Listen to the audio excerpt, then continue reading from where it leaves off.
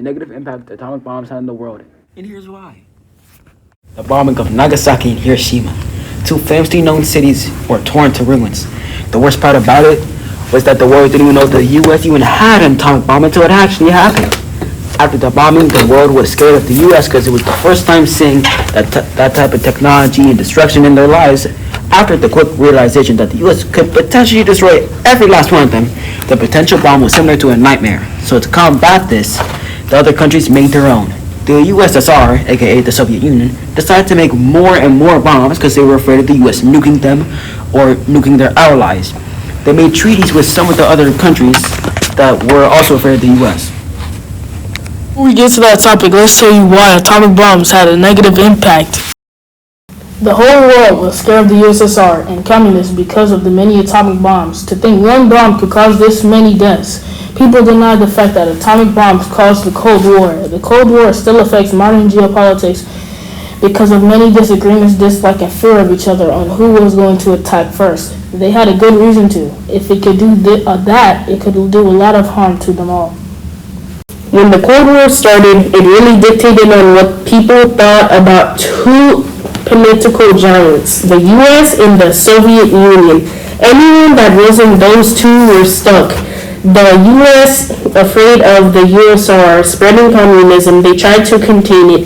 The USSR and UN had many people fearing them. Many thought their opinions were much different, but they weren't. It was two powers with many bombs and had a fear of bombing each other.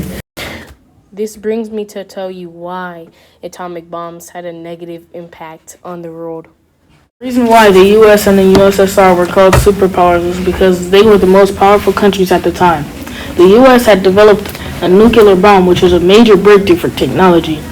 And the USSR had developed something similar, so they both had equal amounts of power, and they now had the power to destroy cities, and no one had the power to stop the two powerhouses. The only hope they had was to pray and hope for the best. The Red Scare began when the U.S. had their first nuclear bomb and had detonated it on Hiroshima and Nagasaki. The Soviets began making production on a bomb just like the U.S. Now that two countries had a bomb, they could kill thousands. When the public found out, they were scared of the Soviets because they were the only country that had a nuclear bomb, naming it the Red Scare. The Red Scare lasted from 1919 through 1920. This was the Soviets made their own bomb out of scratch, just like America. The constant pressure from both sides had brought fear to not just them, but the whole world.